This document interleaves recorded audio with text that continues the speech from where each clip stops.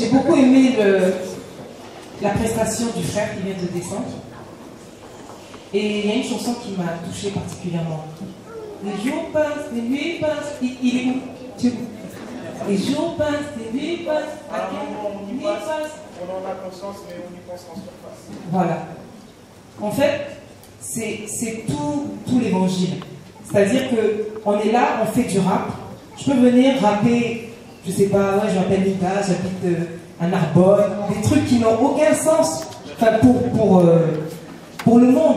Mais ce que nous, on rappe un message, on rappe Jésus-Christ, on rappe l'évangile, on a un message à faire passer, une urgence. Et son message était vraiment fort. Il y a une urgence et je pense qu'on est dans un temps où les gens n'en ont pas vraiment conscience. Et si moi je suis là, debout, que j'ai quitté Toulouse pour venir, c'est que je veux apporter ce message, à cette pierre à l'édifice pour dire que les choses sont urgentes. Les temps sont mauvais, on est dans les derniers temps et Christ revient. Et à quel moment on y pense? Je ne sais pas si vous y pensez, mais moi j'y pense tous les soirs. En ce moment, j'y pense tous les soirs. Je me dis, Christ revient bientôt, Jésus revient bientôt. Est-ce que je suis prête? Est-ce que je partirai? Je ne pense pas... les vacances, c'est bientôt, c'est juillet, je vais aller où? Non, je pense pas, il y a une dernière chaussure, j'aimerais bien m'acheter. Des futilités, non, je pense, Christ revient bientôt, qu'est-ce que je fais? Est-ce que je suis prête? Est-ce que je vais en haut? C'est ça. Vous êtes pas d'accord?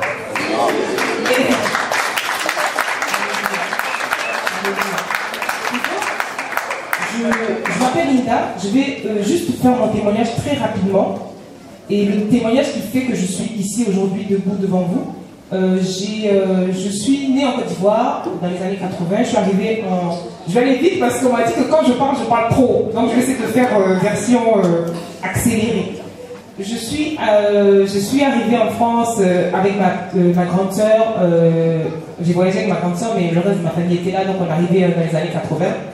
Et donc j'ai grandi ici, je suis arrivée, j'avais 4 ans, j'ai fait toute ma scolarité ici, et ma mère, elle a toujours été croyante, depuis toujours elle prie, c'est vraiment un roc pour nous, pour sa famille, et ça c'est très important. Et donc elle nous a inculqué des valeurs chrétiennes, elle nous a fait suivre des cours de catéchisme, tout ça, donc elle nous a apporté Jésus-Christ. Et donc on allait à l'église, tout ça, et donc on avait cette connaissance-là par rapport à elle, au travers d'elle, de Jésus-Christ. Mais on ne le connaissait pas personnellement. Donc du coup, quand on a grandi, et je précise qu'en fait quand j'étais jeune, j'étais très intelligente, et donc à l'école j'étais vraiment douée, et donc mon père il avait placé beaucoup d'espoir en moi, il disait ma fille, oulala, elle va, de tous mes enfants, c'est elle qui va réussir quoi. Et c'est parce que c'est important pour la suite du témoignage. Et donc ensuite, j'ai grandi, je suis arrivée à l'âge de l'adolescence. Et vous savez, quand on est adolescent, on rencontre les garçons, il y en a qui sont mignons et tout, donc finalement on se laisse aller dans les choses de ce monde, on découvre des boîtes de nuit. Donc voilà, c'est la fête, on oublie l'église, parce que nos parents ne nous disent pas lève-toi, va à l'église, fais ci, fais ça. Et donc du coup, on s'est dit, bah, on n'a plus besoin de prier, on n'a plus besoin d'aller à l'église. Donc du coup j'arrivais plus à l'église et le plus important, à un moment donné j'allais à l'école mais je me demandais mais qu'est-ce que tu fais là, qu'est-ce que tu fais là, c'est-à-dire je n'avais aucune sagesse, je me dis mais qu'est-ce que tu fais, mais en fait il n'y a rien de plus important que l'école pour l'avenir. Mais moi je suis arrivée à un stade où je me disais mais qu'est-ce que tu fais à l'école, et donc du coup j'ai abandonné quelque chose qui était très important, j'ai abandonné ma scolarité.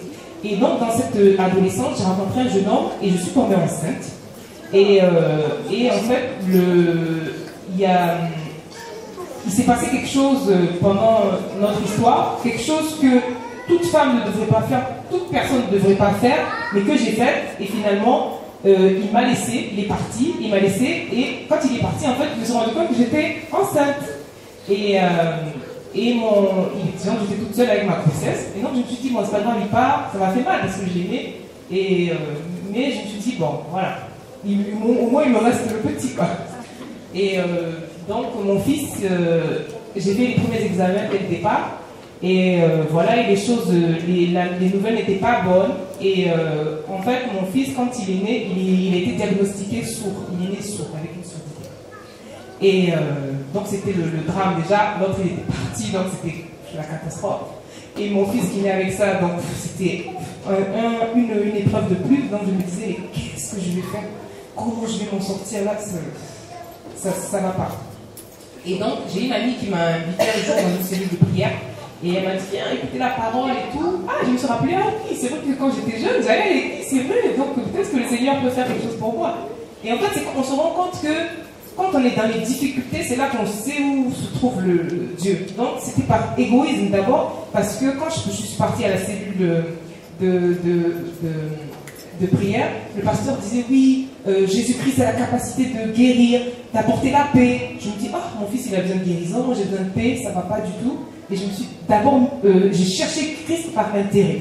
Et après, avec le temps, quand j'ai commencé à prier, tout ça, je me suis rendu compte de vraiment du trésor qu'est Jésus-Christ de Nazareth, la valeur qu'il a, le cadeau en fait que j'ai reçu en ayant rencontré le Seigneur Jésus-Christ. Et donc j'ai repris la musique dans le groupe musical en 2003. C'est en 2003 que j'ai donné ma vie au Seigneur, et jusqu'à aujourd'hui, ou en 2010, il m'a fait la grâce de sortir mon premier album que j'ai appelé Gloire, pour lui rendre toute la gloire et pour lui dire qu'avec le Seigneur on passe par des épreuves difficiles et après on arrive à des moments glorieux.